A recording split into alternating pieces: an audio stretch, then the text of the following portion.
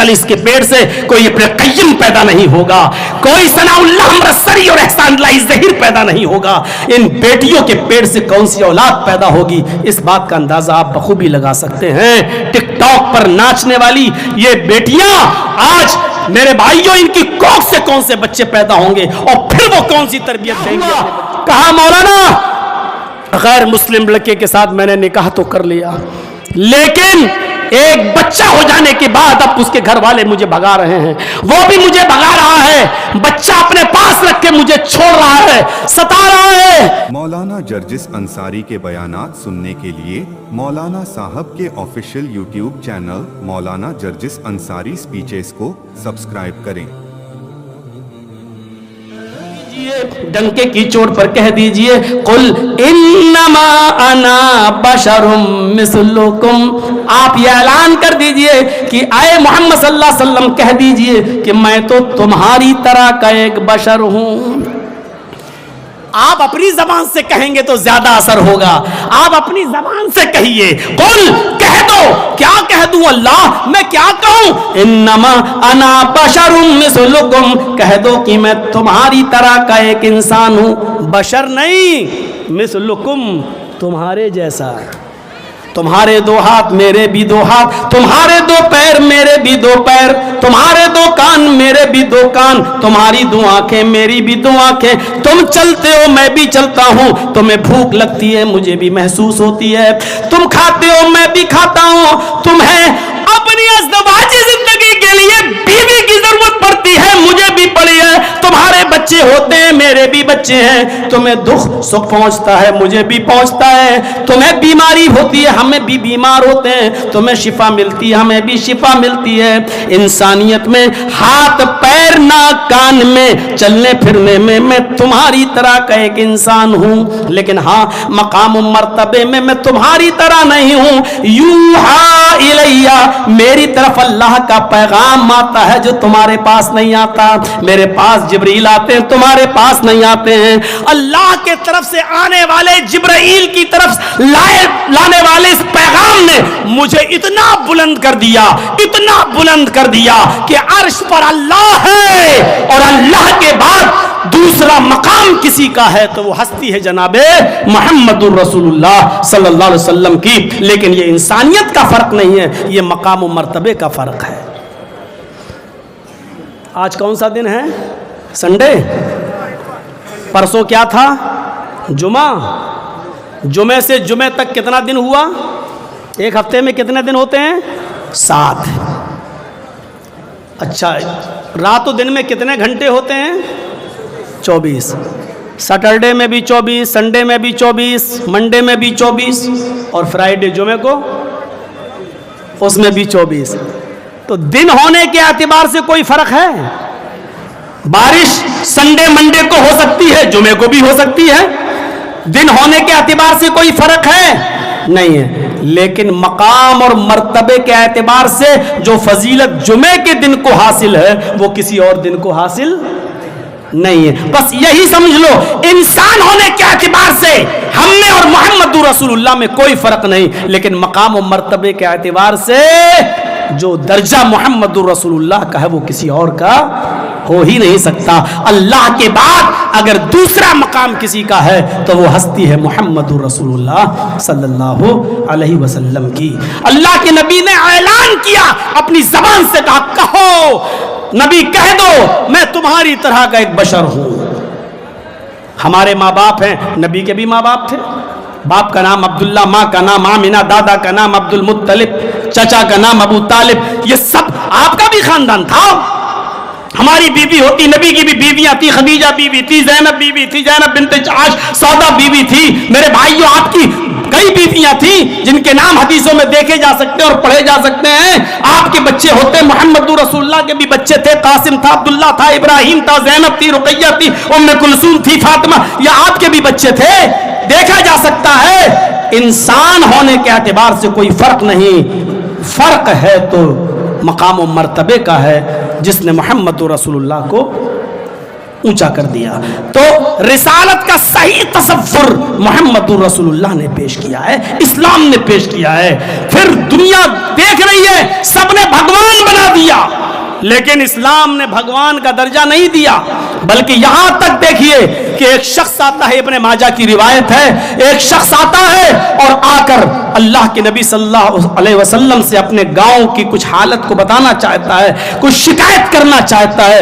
لوگوں نے کہا تم جاؤ، تم گاؤں کے علاقے کے اچھے معزز آدمی ہو، اللہ کے نبی تمہاری بات سنیں گے۔ وہ آیا اور نبی اکرم کے پاس آ کر کھڑا ہو گیا۔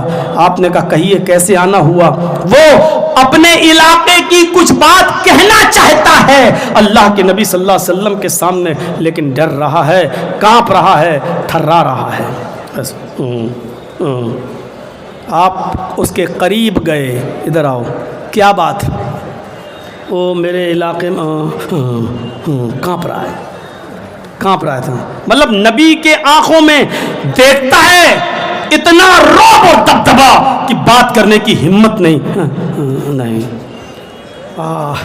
اللہ کے نبی اس کے قریب جاتے ہیں اور اس کے دونوں کاندھوں پر اپنا ہاتھ رکھتے ہیں اور جو جملے کہتے ہیں ان جملوں کو سنیے۔ آپ نے اس کے دونوں کاندھوں کو پکڑا اور آپ نے اس سے فرمایا کیوں ڈرتے ہو؟ کیوں ڈرتے ہو؟ لا تخف، تمہیں ڈرنے کی ضرورت نہیں ہے۔ کیوں ڈر رہے ہو؟ تمہیں ڈرنے کی ضرورت نہیں، تم اپنی بات کہو، اپنی بات کہو۔ پھر بھی وہ نہیں کہہ پا رہا ہے۔ آپ نے اس سے کہا انی لست بملک، آپ نے اس سے کہا انی لست بملک، میں بادشاہ نہیں ہوں۔ آپ نے اس سے جو جملے کہے وہ ان جملوں پر غور کرو۔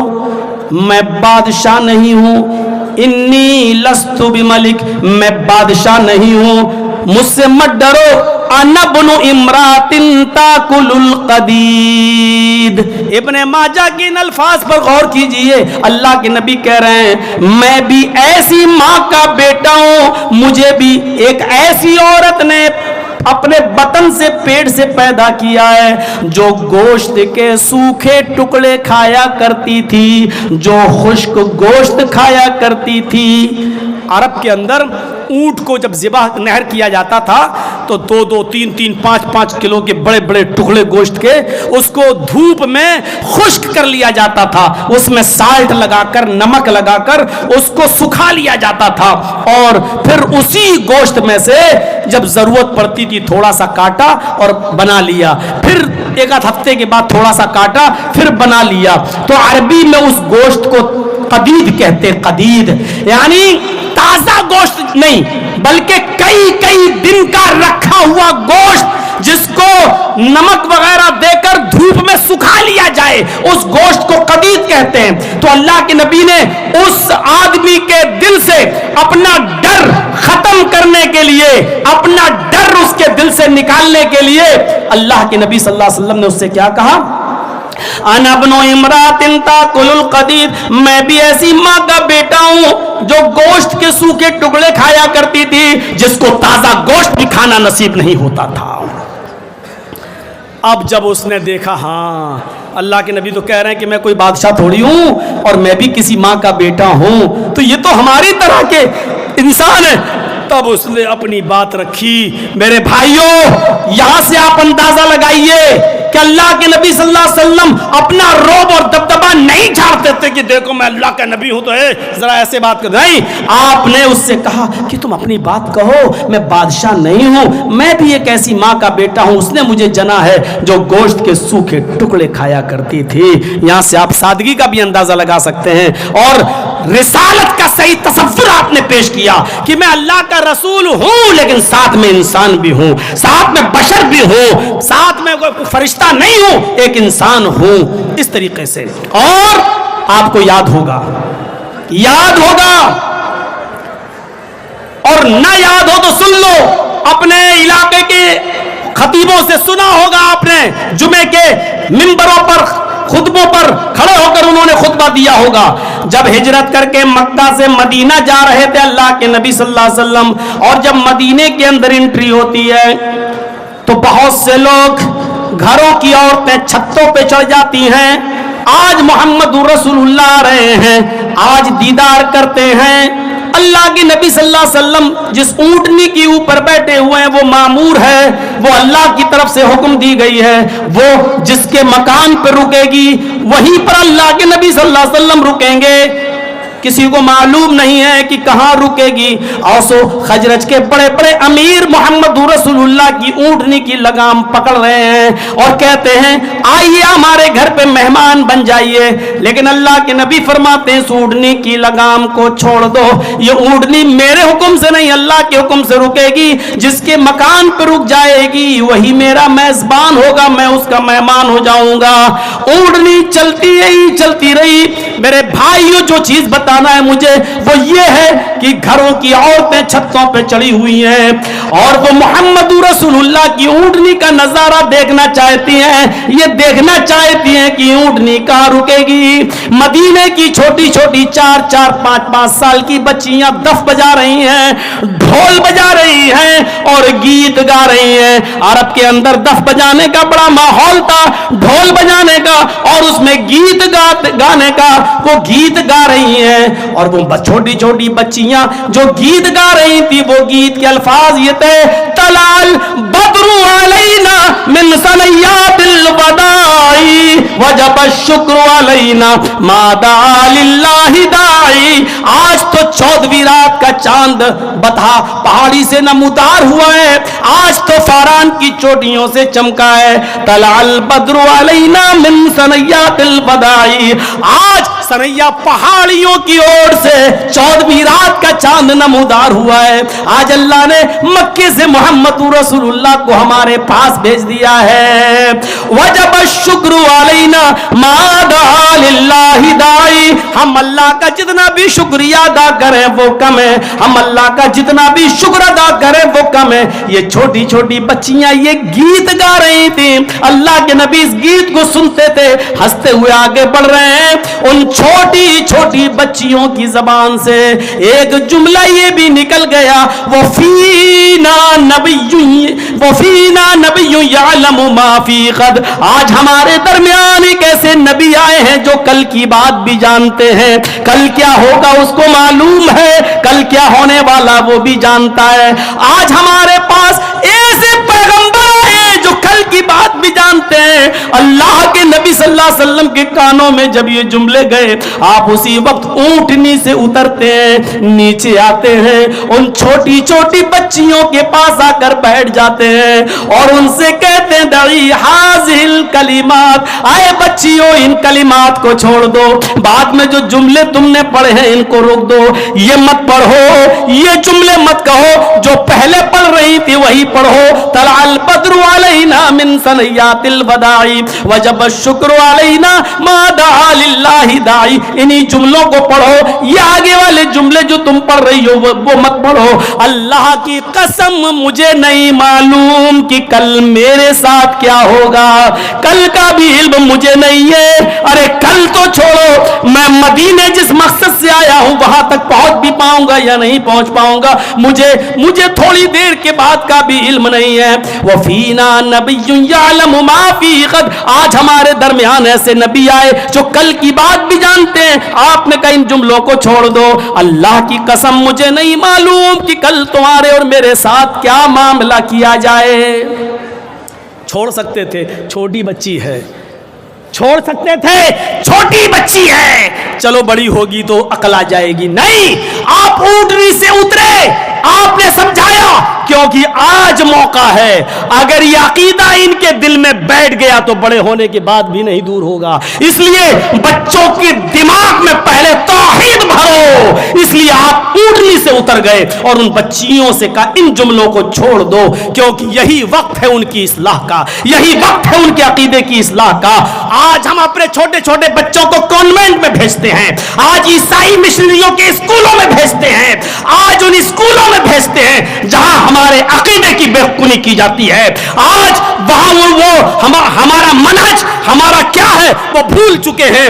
آج وہ لوگ اپنے طور و طریقے ان بچوں کو بتلا رہے ہیں. میرے بھائیوں ذرا تصور کیجئے آپ کہ یہی عمر ہوتی ہے بچوں کے عقیدے کی اصلاح کی, یہی عمر ہوتی ہے بچوں کو سمجھانے کی, اور اسی عمر میں اگر بچے سنبھل گئے تو پھر آخر تک سنبھلے رہیں گے, اور اس عمر میں اگر بگڑ گئے تو آخر تک بگڑے ہوں گے. بتائیے آج سماج کے اندر یہ چیز پائی جاتی ہے نہیں پائی جاتی ہے؟ جب مسجدوں میں یہ مسئلہ اٹھتا ہے کہ فرض نماز کے بعد دونوں ہاتھ اٹھا کر دعا مانگنی چاہیے کہ نہیں مانگنی چاہیے، اور جب یہ کہہ دیا جائے کہ نہیں ضروری سمجھ کے نہیں مانگنی چاہیے، تو آپ لوگوں میں سے بہت سے ایسے جو کہتے کہ نہیں کہتے، ارے ہم باپ دادا کے زمانے سے کرتے چلے آ رہے ہیں. ارے پہلے زمانے کے لوگوں نے منع نہیں کیا تھا؟ کیا پہلے لوگ مولوی لوگ نہیں تھے؟ کہ پہلے علماء نہیں تھے؟ یہ اسی چیز کی پیداوار ہے میرے بھائیوں کہ ہم نے اس زمانے میں نظر انداز کر دیا، آج تک اس کی سزا بھگتنا پڑ رہی ہے. اگر ان بچوں کو آج تم نے نہیں سمجھایا، آج ان کی اصلاح نہیں کی، تو یاد رکھیے گا پھر آگے بڑے ہو کر ان کی اصلاح نہیں ہو سکتی ہے. آج ضرورت ہے ان کو عربی تعلیم سے جوڑنے کی. پڑھائیے، جو تعلیم دینا چاہو دو، لیکن ان کو عربی تعلیم سے مت، اسلامی تعلیم سے ان کو دور مت کیجیے. آپ ان کو اسلام سے جوڑیے، ورنہ حال وہی ہوگا کہ آپ کا بچہ اس یونیورسٹی اور کالجز سے پڑھنے کے بعد ایم اے اور ایم فل اور پی ایچ ڈی اور ایم بی بی ایس کی ڈگری لینے کے بعد بھی پینٹ کی چین کھولے گا اور گدھے اور کتے کی طرح کھڑا ہو کر روڈ ویز اور بس اسٹیشن پر پیشاب کرتا ہوا نظر آئے گا. یعنی بڑے بڑے اسکول اور کالج بھی وہ تربیت نہیں دے سکتے ہیں جو عربی مدارس میں آپ کے بچوں کو ملے گی. اور نیپولین نے تو کہا تھا کہ مدرس لیپ از فرسٹ کالج فار چلڈرن. ماں کی گود یہ بچے کا پہلا مدرسہ ہوتی ہے. آپ ایسی ماؤں کا انتخاب کریں، شادی کے موقع پر ایسی دیندار لڑکی کا انتخاب کریں کہ جو اپنے بچے کو صحیح تربیت دے سکے. یاد رکھیے بچہ ماں کی گود سے بہت کچھ سیکھتا ہے. اگر ماں نے اس کو اچھی تربیت نہیں دی تو پھر یاد رکھیے وہ بچہ یونیورسٹی سے پڑھنے کے بعد بھی نہیں اس کو تربیت نہیں مل پائے گی. عبد القادر جیلانی کا واقعہ سنا تھا نا آپ نے؟ عبد القادر جیلانی بغدادی 12 سال کی عمر میں ان کی ماں نے کہا تھا بیٹا میں نے یہ 40 اشرفیاں تمہارے کوٹ کے استر میں سل دی ہیں، تم جا رہے ہو قافلے کے ساتھ جاؤ، لیکن یاد رکھنا حالات کتنے بھی خراب ہو جھوٹ مت بولنا. اور جب ڈاکوؤں نے لوٹا، سارے لوگوں کا مال لوٹ لیا، اس بچے سے پوچھا تیرے پاس بھی کچھ ہے؟ اس نے کہا ہاں. کیا؟ 40 اشرفی. کہاں؟ کپڑے کے استر میں. پھاڑ کے دیکھا تو 40 اشرفی. کہا بیٹا یہ تو اچھی جگہ چھپی ہوئی تھی، ہم تو یہاں نظر بھی نہیں ڈال سکتے تھے اور جانچ بھی پڑتال بھی نہیں کر سکتے تھے، تم نے بتا کیوں دیا؟ کہا میری ماں نے چلتے وقت مجھے نصیحت کی تھی کہ بیٹے حالات کتنے بھی خراب ہو لیکن کبھی جھوٹ مت بولنا. کہا بچہ اپنی ماں کی اتنی بات مانتا ہے. اپنے سردار کے پاس لے گئے، لوگوں کا لوٹا ہوا مال واپس کر دیا اور توبہ کی اور کہا جو بچہ اپنی ماں کا اتنا کہنا مانتا ہے، ہماری تو پوری زندگی چوری اور لٹیرے پن میں گزر گئی، میرا رب مجھے معاف کرے گا یا نہیں کرے گا؟ میں اپنے رب کا نافرمان آج تک چلا رہا ہوں. انہوں نے توبہ کی، استغفار کیا اور لوٹا ہوا مال واپس کر دیا. ماں کی تربیت تھی. عبد القادر جیلانی میرے بھائیوں ایک بہت بڑے بزرگ کی شکل میں ابھرے. یہ الگ بات ہے کہ مسلمانوں کا ایک بہت بڑا طبقہ ان کو اپنا پیر تک ماننے لگا. میرے بھائیوں انہوں نے ان کے نام پر 11ویں کی ڈیک تک کھانا شروع کر لی. میں نے کئی جلسوں میں کہا ان کے نام پر 11ویں کی ڈیک کھانے والوں کم سے کم ان کی نماز کی طرف تم نماز بھی پڑھ لیتے تو کتنا اچھا ہوتا. انہوں نے جو نماز بتائی وہ نماز پڑھ لیتے تو کتنا اچھا ہوتا. عبد القادر جیلانی کے نام پر 11ویں کی ڈیک کھانے والوں، عبد القادر جیلانی بغدادی نماز پڑھتے تھے تو سینے پر نیت باندھتے تھے. عبد القادر جیلانی نماز پڑھتے تھے تو رکوع سے پہلے رفع الیدین کرتے تھے، رکوع کے بعد رفع الیدین کرتے تھے. عبد القادر جیلانی بغدادی رحمت اللہ علیہ نماز جنازہ میں سورہ فاتحہ پڑھتے تھے اور یقین نہ آئے تو ان کی کتاب غنیۃ الطالبین میں ان کی نماز کا طریقہ دیکھ لیجئے. میرے پیارے ساتھیوں صرف کھانے پینے میں ان کو یاد مت کرو، ان کی نماز کا طریقہ بھی اپنی زندگی میں اپنا لو. اگر صحیح معنوں میں تم ان کو مانتے ہو تو میرے بھائیوں یہ صحیح طریقہ بتایا اللہ کے رسول نے کہ دیکھو میں نبی ضرور ہوں، میں رسول ضرور ہوں، لیکن عالم الغیب نہیں ہوں. مجھے کل کا علم نہیں معلوم، مجھے نہیں معلوم کہ کل میرے ساتھ کیا ہوگا. اپنے بچوں کی تربیت اسی وقت کرو میرے بھائیوں. یہی موقع ہے اپنے بچوں کو صحیح تربیت دینے کا، یہی موقع ہے اپنے بچوں کی صحیح اصلاح کا. اپنے بچوں کے اذہان و قلوب کو یہیں سے موڑیے. آپ کو میں نے عبد القادر جیلانی کا واقعہ سنایا، ذرا سلطان ڈاکو کا بھی واقعہ سن لیجئے. آپ سنایا آپ نے؟ سلطان ڈاکو ہمارے علاقے کا تھا، پکڑا گیا، مقدمہ چلا، پھانسی کی سزا ہوئی. اس سے پوچھا گیا آخری تمنا، اس نے کہا ماں سے ملنا چاہتا ہوں. ماں کو بلایا, ماں سے بات چیت کی, چل تیری ماں تو آ چکی, اب کوئی اور خواہش؟ اس نے کہا ہاں. کہا کیا؟ کہا میری آخری تمنا یہ ہے کہ مجھ سے پہلے میری ماں کو پھانسی دی جائے. جلاد ہکا بکا رہ گیا, پولیس ہکا بکا رہ گئی, یہ کیا کہہ رہے ہو؟ کہا مجھے اتنا بڑا ڈاکو بنانے میں میری ماں کا رول تھا. کہا جلاد سے, آئے جلاد یہ میری ماں ہے, جب میں 5 سال کا تھا اس نے مجھے ایک سکہ دیا تھا, کہا جاؤ کرانہ کی دکان سے ایک انڈا لے کر آؤ. میں انڈا لینے گیا, دکاندار نے انڈا دے دیا, مجھ سے کہا پیسے؟ میں نے کہا ابھی تو دیے تھے, ابھی تو دیے. اس نے سمجھا چھوٹا بچہ جھوٹ تھوڑی بولے گا, دیا ہوگا. میں انڈا بھی لے آیا, پیسہ بھی لایا, میں نے اپنی ماں کو انڈا بھی دیا اور پیسہ بھی. ماں نے پوچھا بیٹا یہ پیسہ کیوں بچ گیا؟ کہا میں نے دکاندار کو بے وقوف بنا دیا. ماں نے کہا شاباش بیٹا, یہ پیسہ شام کے کھانے کے کام آ جائے گا. اس نے میری ہمت بڑھائی, پھر میں چھوٹی چھوٹی چوری کرنے لگا, دھیرے دھیرے پھر میں بڑی بڑی چوری کرنے لگا, اس کے بعد میں ڈکیتی ڈالنے لگا, اور جب کوئی مال نہیں دیتا تھا تو میں اس کا قتل کر کے مال چھیننے لگا. بالآخر پکڑا گیا اور آج پھانسی کے پھندے پہ لٹک رہا ہوں. مجھے اس حالت پر پہنچانے والی میری ماں ہے, اس لیے مجھ سے پہلے میری ماں کو پھانسی دو. لیکن قانون یہ کہاں مانتا ہے, ماں کو چھوڑ دیا اور سلطان ٹاکو کو تختے دار پہ لٹکا دیا. میری ماں, یہ تمہارا رول ہے, تمہارا کردار ہے. تم اپنے بیٹے کو عبد القادر جیلانی کی طرح اچھی تربیت دے کر عبد القادر بنا سکتی ہو, یا اپنے بیٹے کی بری تربیت کر کے اس کو سلطان ٹاکو بھی بنا سکتی ہو.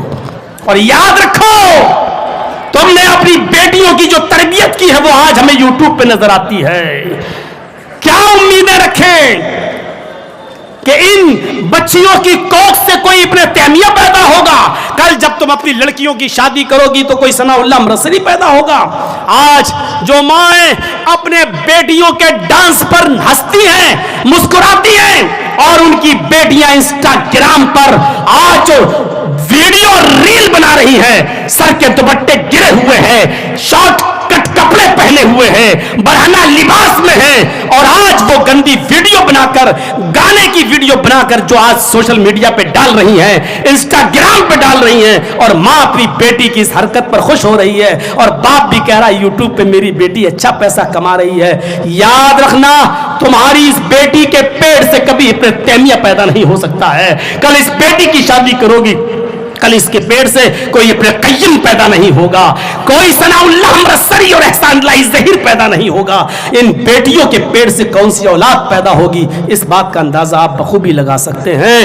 ٹک ٹاک پر ناچنے والی یہ بیٹیاں آج میرے بھائیوں, ان کی کوکھ سے کون سے بچے پیدا ہوں گے, اور پھر وہ کون سی تربیت دیں گی اپنے بچوں کو. ان مدرسوں کی قدر کر لو. اتر پردیش میں آئیے اور ہمارے یہاں کے مدرسوں کی حالت دیکھ لیجیے آپ, کس طریقے سے سرکاری ڈنڈا چل رہا ہے ان مدرسوں کے اوپر. آپ خوش نصیب ہیں کہ آپ کو آزادی کے ساتھ جلسہ کرنے کی اجازت ہے, آپ خوش نصیب ہیں کہ آپ کو آزادی کے ساتھ اپنے بچوں کو مدرسے میں پڑھانے کی آزادی ہے. تو میرے بھائیوں, اسلام دین توحید ہے اور دین رسالت ہے. رسالت کا صحیح تصور اسلام نے پیش کیا, نبی کی صحیح شکل اسلام نے پیش کی, اور یہ منتر بھی موجود ہے, ویداہمت پرش مہانیمادت ورول تپس پرستات, ویداہمت پرش مہانیمادت ورول تپس پرستات. میں پڑھتا نہیں ہوں, وید چھوڑ دیا ہے, مجھے ہائی کورٹ کی کچھ فاؤنڈیشن بھی ہے, اس لیے میں ویدت نہیں پڑھتا ہوں. لیکن میں صرف یہ بتانے کے لیے کہ ہندو دھرم کی کتابوں میں بھی محمد رسول اللہ کو پرش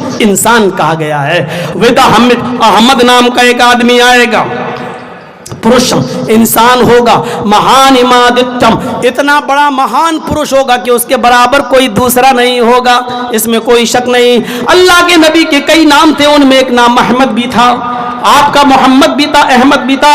ویدوں میں یہاں احمد آیا ہے اور اس کو انسان کہا گیا ہے, اور یہ بھی کہا گیا کہ وہ اتنا مہان پرش ہوگا کہ اس کے برابر کوئی دوسرا نہیں ہوگا. تپس پرستات,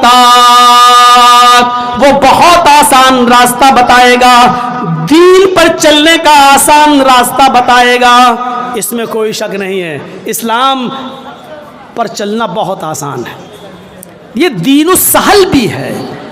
میں ابھی تقابل نہیں کر رہا ہوں, ورنہ میں باؤنڈیشن نہ ہوتی میرے اوپر تو میں بتاتا کہ ہندو دھرم کے اندر کتنی سختی ہے اور عیسائی دھرم کے اندر کتنی نرمی ہے، کتنی میں بتاتا، لیکن نہ بہت سختی ہونی چاہیے نہ بہت نرمی، معتدل، اعتدال ہونا چاہیے، اعتدال۔ اگر آپ کے پاس مرتے وقت 100 روپے بھی رہ گئے تو آپ جنت میں نہیں جائیں گے، یہ عیسائیت کہتی ہے۔ بائبل میں لکھا ہے سب کچھ لٹا دو، اور جیسس نے پطرس سے کہا تھا پطرس تمہارے پاس جو کچھ مال ہے سب لٹا دو، غریبوں میں مسکینوں میں دے دو اللہ کی راہ میں۔ تو پطرس نے کہا تھا جیسس سے ہم آدھا مال دے دیتے ہیں غریبوں کو، پورا تو نہیں، پورا تو بہت ہو گیا، آدھا مال دے دوں گا۔ تو جیسس نے کہا یہ سوئی دیکھ رہے ہو، سوئی دھاگا، اس میں دھاگا ڈلتا ہے نا، ہاں، اس سوئی کے سوراخ سے اونٹ چلا جائے گا؟ اگر میں اونٹ کو انٹر کروں، اونٹ کو داخل کروں تو کیا اونٹ داخل ہو جائے گا؟ پطرس نے کہا نہیں۔ تو جیسس نے، عیسیٰ نے کہا پطرس یہ تو ممکن ہے، یہ تو پاسبل ہے کہ اس سوئی کے سوراخ میں اونٹ چلا جائے، لیکن اللہ کی جنت میں کوئی امیر چلا جائے یہ پاسبل نہیں ہے۔ یعنی سب کچھ جب تک نہیں لٹاؤ گے تب تک جنت میں نہیں جاؤ گے۔ پطرس بھاگ گیا اور اس نے جیسس کو چھوڑ دیا۔ حضرت ابو بکر جیسے ساتھی تھوڑی تھے کہ غزوہ تبوک کے موقع پر اللہ کے نبی نے کہا کہ تمہارے پاس جو کچھ بھی اپنی حیثیت کے مطابق لاؤ اور تعاون کرو، تو حضرت ابو بکر اپنے گھر کا سارا مال لے آئے اور حضرت عمر فاروق اپنے گھر کا آدھا مال لے آئے۔ اللہ کے نبی نے کہا تھا کہ عمر کیا لائے ہو؟ تو اللہ کے نبی اپنے گھر میں اپنے مال کے 2 حصے کیے، ایک حصہ گھر پہ چھوڑ دیا، ایک حصہ لایا، آدھا گھر پہ آدھا یہاں۔ کہا اللہ تمہارے مال میں برکت دے۔ ابو بکر تم کیا لائے ہو؟ حضرت ابو بکر صدیق نے کہا گھر میں جو کچھ تھا سب اٹھا لایا۔ پوچھا گھر میں کیا چھوڑ کے آئے ہو؟ کہا اللہ اور اس کے رسول کی محبت کو چھوڑ کے آیا ہوں، کچھ نہیں، سب کچھ لے آیا ہوں، اللہ کا نام گھر میں چھوڑ کے آیا ہوں۔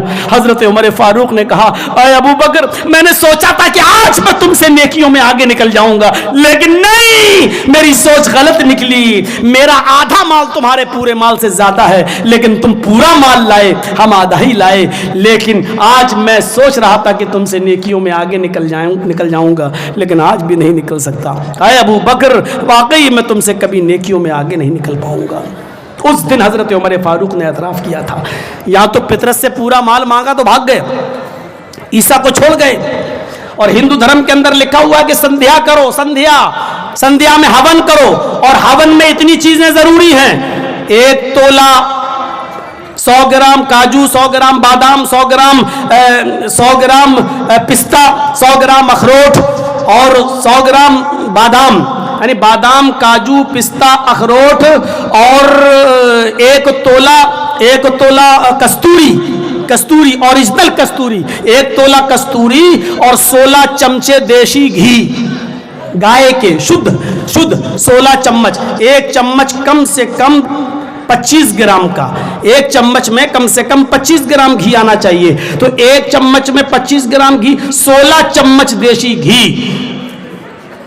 منوسمرتی میں پڑھیے ٹوٹل 26 چیزیں بتائی گئی ہیں، میں نے تو 5-6 ہی میں بتا پایا، اور کتنی ہیں مجھے یاد ہی نہیں ہو پائی ہیں، بھائی رٹنا تھوڑی تھا۔ 26 چیزیں ہیں ٹوٹل، یہاں کاجو، پستہ، بادام، اخروٹ اور آپ کا کستوری، یہ 5 چیزیں ہو گئیں، اور 16 چمچ دیسی گھی، یہ 6 چیزیں، 20 چیزیں بھی اور ہیں وہ ہمیں ابھی معلوم نہیں ہے۔ میرے بھائیوں 100 گرام جوڑیے تو کاجو، 100 گرام بادام، 100 گرام اخروٹ، 100 گرام پستہ، 100 گرام سب جوڑیے، اور اس کے بعد 1 تولہ کستوری، 1 تولہ جعفران کستوری اوریجنل، ڈپلیکیٹ نہیں، جو ہرن کی مشک سے نکالا جائے، کستوری میرے بھائیو، جعفران 1 تولہ یہ ہونا چاہیے، اور 16 چمچے دیسی گھی، اتنا ہی صبح اتنا ہی شام، اور یہ ہون کرتے وقت آگ میں جھونکنا چاہیے، پوجا کرتے وقت اوم سواہا اوم سواہا اوم سواہا، اتنی چیزیں۔ اب بتائیے 100 گرام بادام کتنے کا آ رہا ہے، 100 گرام اخروٹ کتنے کا آ رہا ہے، 100 گرام کاجو کتنے کا آ رہا ہے، 100 گرام پستہ کتنے کا آئے گا، 400 گرام یہ، پھر 1 تولہ کستوری، پھر 16 چمچ دیسی گھی، کم سے کم کم بھی جوڑو گے تو کم سے کم 250 روپے صبح اور 250 روپے شام، یعنی 500 روپے ایک رکشہ چلانے والا کہاں سے لائے گا؟ اور لکھا ہے آگے منوسمرتی میں، منو جی کہتے ہیں اگر بغیر سندھیا کے بغیر ہون کے اگر تم مر گئے تو تم ادھرمی ہو کر مرو گے، یعنی یہ ہر امیر کو کرنا پڑے گا، ہر غریب کو کرنا پڑے گی، یہ ہون کسی کے اوپر سے معاف نہیں ہے، جیسے نماز ہمارے ہاں کسی حالت میں معاف نہیں ہے، اسی طریقے سے یہ بھی ہون ہے پوجا جو کسی بھی حال میں معاف نہیں، نہ امیر کے لیے نہ غریب کے لیے، یہ کرنا ہی پڑے گا۔ لیکن پیسے کا خرچہ دیکھو اب کہاں سے لائے گا؟ ایک نارمل آدمی 500 روپے میرے بھائیوں روزانہ، جس کی آمدنی 300 روپیہ ہو وہ 500 روپیہ کہاں سے خرچ کرے گا؟ جس کی آمدنی 500 روپیہ ہو وہ 500 روپیہ اگر جھونک دے گا تو میرا اپنی بیوی بچوں کو کیا کھلائے گا؟ اس کے عیسائیت کو دیکھ لیا، ہندو دھرم دیکھ لیا، اس کے برعکس ذرا اسلام دیکھو۔ اسلام کے اندر عبادت ہے، اسلام کے اندر زکوٰۃ ہے، لیکن اتنی نہیں کہ تم پورا کا پورا دے کر اپنے آپ کو لٹا لو اور برباد کر لو۔ اسلام کے اندر سہولت ہے، آپ کے اوپر نماز تو 5 وقت کی فرض کی گئی ہے، ہر حال میں کی گئی ہے، لیکن نماز کے لیے وضو شرط ہے، لیکن یہ بھی کہہ دیا گیا ہے اگر وضو کے لیے پانی نہیں ملتا ہے تو تم بسلری بوتل خرید کے مت لاؤ، پاک مٹی حاصل کرو اور تیمم کر کے نماز پڑھ لو۔ اگر غسل کی بھی ضرورت پیش آ جائے اور پانی نہ ملے تب بھی تمہارے لیے وضو والا تیمم ہی غسل کے لیے بھی کافی ہوگا اور تم یہی تیمم کر کے تم نماز پڑھ سکتے ہو۔ سہولت اتنی کہ اگر بیمار ہو کھڑے ہو کر نماز نہیں پڑھ سکتے ہو تو بیٹھ کے پڑھ لو، بیٹھ کے نہیں پڑھ سکتے ہو تو لیٹ کے پڑھ لو، لیٹ کے نہیں پڑھ سکتے ہو تو اشارے سے پڑھ لو، اشارے سے بھی نہیں پڑھ سکتے ہو تو زبان پہ ہونٹ ہلا کے پڑھ لو، لیکن پڑھ لو۔ پانی کے خطرے سے بیماری بڑھنے کا اندیشہ ہو تو تیمم کر کے پڑھ لو، سفر میں ہو تو جمع بین صلاتین کر لو، 2 نمازوں کو ایک کر لو، ظہر اور عصر کو ملا لو، مغرب اور عشاء ایک ساتھ پڑھ لو، لیکن پڑھ لو۔ روزہ فرض ہے رمضان کا، لیکن اگر رمضان کے مہینے میں تم بیمار ہو جاؤ یا سفر میں تم ضرورت پیش آ جائے تو قرآن آسانی پیدا کرتا ہے۔ ہمارا رب کہتا ہے فَإِن كَانَ مِنْكُمْ مَرِيضًا أَوْ عَلَىٰ سَفَرٍ فَعِدَّةٌ مِّنْ أَيَّامٍ أُخَرَ، اگر تم سفر میں جا رہے ہو یا بیمار ہو جاؤ تو تم روزے چھوڑ دو اور بعد میں تم اس کی پورتی کر لو، بعد میں تم اس کی قضا کر لو۔ سہولت دیکھیے آپ اسلام کے اندر، یہ دین السہل بھی ہے اور دین معتدل بھی ہے، اعتدال ہے اس کے اندر۔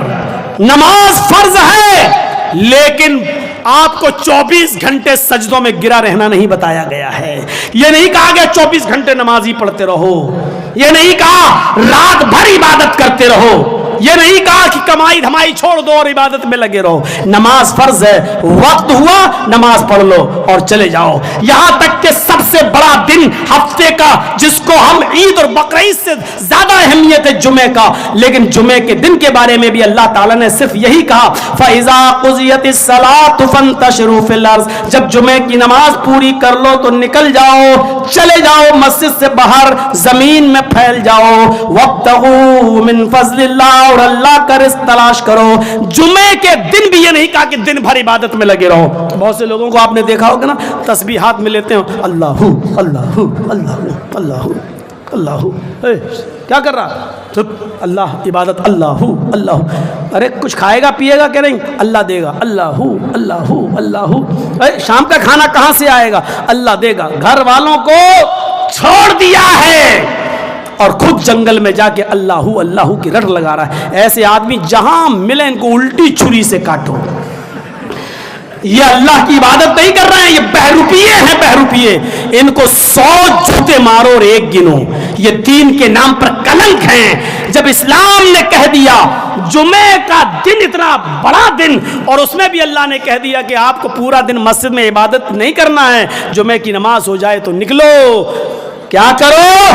زمین میں پھیل جاؤ، وابتغوا من فضل اللہ، اپنے بیوی اور بچوں کے لیے کماؤ، اللہ نے جو رزق اتارا ہے اس کو تلاش کرو، یعنی محنت کرو، کماؤ۔ ذرا غور کیجیے آپ، اسلام نے محنت کی طرف ابھارا ہے، محنت کی طرف ابھارا ہے اسلام نے۔ اعتدال دیکھیے اسلام کے اندر، زکوٰۃ فرض ہے لیکن یہ نہیں کہا کہ سب کچھ دے دو اور خود فقیر بن جاؤ. روزہ فرض ہے لیکن یہ نہیں کہا کہ پے در پہ رکھتے رہو 12 مہینے رکھو.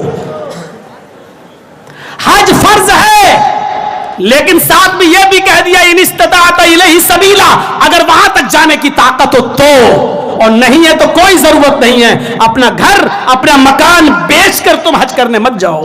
یہ نہیں کہا کہ چوری کر کے لاؤ, ڈکیتی کر کے لاؤ, کسی طرح جاؤ لیکن حج کرو, یہ فرض ہے, ضروری ہے, یہ نہیں کہا. کتنا معتدل ہے یہ اسلام, کتنا اعتدال ہے اسلام کے اندر, اس میں آسانیاں ہی آسانیاں ہیں. اور وہ واقعہ تو مشہور ہے, سنا ہی ہوگا آپ نے. ایک صحابی آئے اللہ کے رسول سے کہنے لگے حلقت یا رسول اللہ, اے اللہ کے نبی میں تو برباد ہو گیا. آپ نے کہا کیا ہوا؟ کہ روزے کی حالت میں نے اپنی بیوی سے ہم بستری کر لی.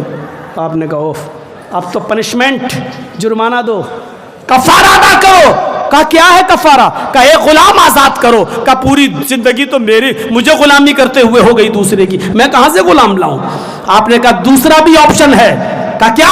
60 روزے رکھو مسلسل, پے در پہ, کنٹینیو, ریگولر, شہرین متتابعین, 2 مہینے کے روزے مسلسل کنٹینیو. کہنے لگا نہیں رکھ پاؤں گا اللہ کے رسول. کہا کیوں؟ کہ ایک روزے کا تو یہ حال ہے کہ بیوی سے مل بیٹھا 2 مہینے کہاں نہیں میں نہیں رکھ پاؤں گا, اتنی طاقت نہیں, کمزور آدمی ہوں. آپ نے کہا تیسرا بھی آپشن ہے. کہا کیا؟ کہ 60 مسکینوں کو کھانا کھلاؤ, 60 مسکینوں کو, فقیروں کو کھانا کھلاؤ. کہتا کتنے؟ اللہ کے نبی نے کہا 60, 50 اور 10 60. کہتا ہے اللہ کے رسول میرا حال آپ کو معلوم نہیں ہے کیا ہے, صبح کھا لوں تو شام کو نہیں ملتا, اور شام کو کھا لوں تو صبح میں بھوکا اٹھتا ہوں, اور آپ کہہ رہے ہیں 60 مسکینوں کو کہاں سے کھلاؤں؟ نہیں ہو پائے گا میرے پاس, یہ بھی آپشن میں نہیں پورا کر پاؤں گا میں. آپ نے کہا یہی تینوں آپشن ہیں؟ کہا میرے پاس کچھ نہیں ہے. آپ نے کہا رکو. صحابہ کرام سے کہا اپنے بھائی کے لیے کچھ چندہ وندہ کرو, اس کی کچھ ہیلپ کرو, بیچارہ یہ کفارہ ادا کرے گا. اب صحابہ کرام نے کچھ دینا شروع کیا, کوئی 5 کھجور, کوئی 10 کھجور, کوئی یہ, کوئی لایا, اور ایک ٹوکرا بھر گیا کھجوروں کا, ہو گیا ہوگا 10-15 کلو کا ایک ٹوکرا بھر گیا. آپ نے اس کو اٹھایا اور کہا اس آدمی سے, اس صحابی سے, لو پکڑو اس کو. کہا کیا کروں؟ کہا جاؤ اپنے قبیلے میں لے جاؤ, اپنے گاؤں میں جاؤ, اپنے خاندان میں جاؤ, اور جو غریب لوگ ہو ان میں جا کے یہ ٹوکرا بانٹ دو, کھجور بانٹ دو, تمہارا کفارہ ادا ہو جائے گا. یہ تمہارے بھائیوں نے تمہاری مدد کی ہے, تم نے ایک جرم کیا ہے, اس جرم کا یہ کفارہ ہے جو تمہارے بھائیوں نے تمہاری مدد کی ہے. اپنے علاقے کے غربا اور مساکین میں اس کو تقسیم کر دو.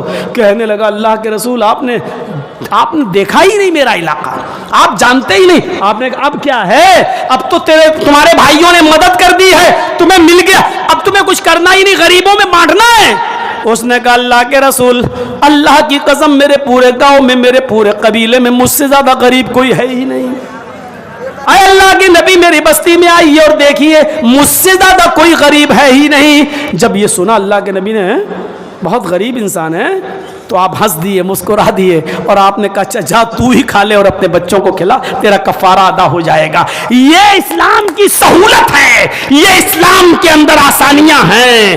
آج اپنی بیٹیوں کی شادی کے اندر جہیز جیسی لعنت اور جہیز جیسی برائی یہ ہم نے خود اپنے آپ ہماری پیداوار ہے, یہ مصیبتیں ہم نے خود پالی ہیں. ورنہ شریعت کے اندر میرے بھائیوں نکاح بہت آسان تھا, بہت آسان تھا. جس کے پاس بیوی کو مہر تک دینے کو نہ ہو تو وہ قرآن کی آیتوں کو بھی مہر بنا سکتا ہے. اور اللہ کے نبی صلی اللہ علیہ وسلم نے حضرت ابو طلحہ کا نکاح ام سلیم کے ساتھ صرف کلمے کو مہر بنا کر دیا تھا. ام سلیم نے کہا تھا یہ ابو طلحہ اسلام لے آئیں اور ان کا یہی کلمہ ہمارے لیے مہر ہو جائے گا. اسی لا الہ الا اللہ کو مہر مان لیا تھا, اور اسی مہر کی بنیاد پر ان کو اسی کلمے کی بنیاد پر ان کا نکاح ہو گیا تھا. اتنا آسان تھا.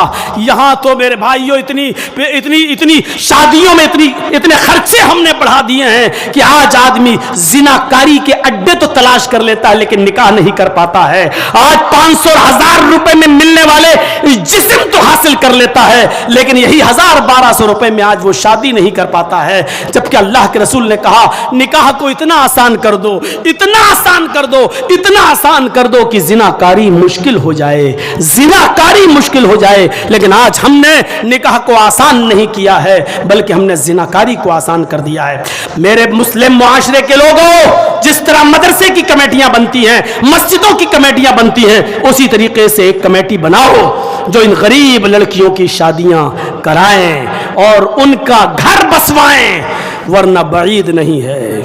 میں دیکھتا ہوں، مہاراشٹر جاتا ہوں، مجھے معلوم ہے، میں کرناٹک جاتا ہوں، مجھے معلوم ہے، میں اور بھی صوبوں میں پروگرام کے لیے راجستھان اور ہریانہ جاتا ہوں، مجھے ہر ایک جگہ کی خبر ہے.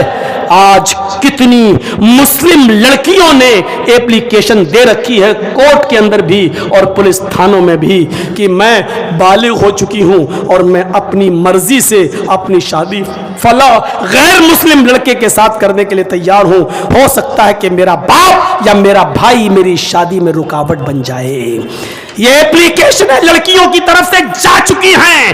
مہاراشٹر، راجستھان، ہریانہ، ان تمام اور گوا جیسی جگہوں پر میرے بھائیوں وہ دن دور نہیں جو آج پلاننگ چل رہی ہے، جو آج منصوبے چل رہے ہیں. ان پلاننگ اور منصوبوں کے تحت ہم نکاح کو مشکل کر دیں اور جہیز کو مشکل کر دیں اور ہماری لڑکیاں کالجز اور یونیورسٹی میں تو ویسے ہی پڑھتی ہیں. کہیں ایسا نہ ہو کہ پیار کی ایک میٹھے بہکاوے میں آ کر یہ غیر مسلموں کے ساتھ کہیں بھاگنے نہ لگیں اور کورٹ میرج نہ کرنے لگیں. اگر ایسا ہوا تو یہ دن ہماری تاریخ کا سب سے خراب دن ہوگا. میرے بھائیوں، میرے پاس، میں نہیں بتانا چاہتا ہوں، ایسی لڑکی کا فون آیا ہے کہ میرے باپ کو مناؤ مولانا صاحب. میں نے کہا کیا ہوا؟ کہا مولانا غیر مسلم لڑکے کے ساتھ میں نے نکاح تو کر لیا لیکن ایک بچہ ہو جانے کے بعد اب اس کے گھر والے مجھے بھگا رہے ہیں، وہ بھی مجھے بھگا رہا ہے، بچہ اپنے پاس رکھ کے مجھے چھوڑ رہا ہے، ستا رہا ہے.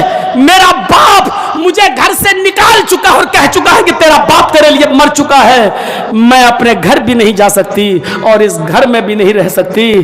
میرے پاس سوائے اس راستے کے کہ میں کسی طوائف خانے کی چوکھٹ کی زینت بنوں اور کوئی راستہ نہیں ہے. میرے باپ کو بنا لو مولانا، کہیں ایسا نہ ہو کہ مجھے مرنے کے بعد نہ قبر کی مٹی ہی ملے اور نہ اس گھر میں شمشان گھاٹ پہ جا کر میں جل سکوں.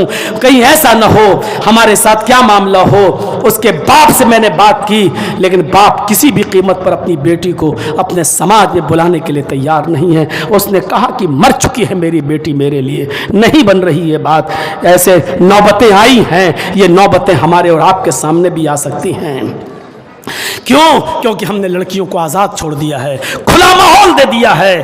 12 اور 1 بجے تک ہماری بیٹیاں موبائل چلا رہی ہیں، واٹس ایپ اور فیس بک یوز کر رہی ہیں اور اس کی ذمہ دار ہم ہیں. بھائیوں 1 بج چکا ہے. میں نے اپنا ٹائم جو ٹارگٹ تھا 12:30 1 بجے تک کا میں نے پورا کر دیا ہے. میں یہ بتانا چاہتا ہوں کہ اسلام اللہ کی بہت بڑی نعمت ہے. یہی دین السہل ہے، یہی دین توحید ہے، یہی دین مساوات ہے، یہی دین عدل ہے. ساری خصوصیات اس کے اندر ملیں گی. ہم شادیوں کو آسان کریں، اپنی بیٹیوں پر ہم پابندیاں لگائیں اور ان کو ہم دینی ماحول دیں، اپنے بچوں کی اصلاح کریں، دینی مدرسوں کو ہم کا تعاون کر کے ان کو ہم پروان چڑھائیں اور بڑھائیں. ہم اللہ سے دعا کرتے ہیں کہ الہ العالمین ہماری خطاؤں کو معاف فرما دے، ہمارے گناہوں کو بخش دے، ہم جميع مسلمانوں پر رحم فرما. اے اللہ جب تک تو ہمیں زندہ رکھ، اسلام پہ زندہ رکھنا، اور جب ہمارا خاتمہ ہو تو ایمان پر ہمارا خاتمہ فرمانا. وما علینا الا البلاغ المبین وآخر دعوانا ان الحمد للہ رب العالمین. السلام علیکم ورحمۃ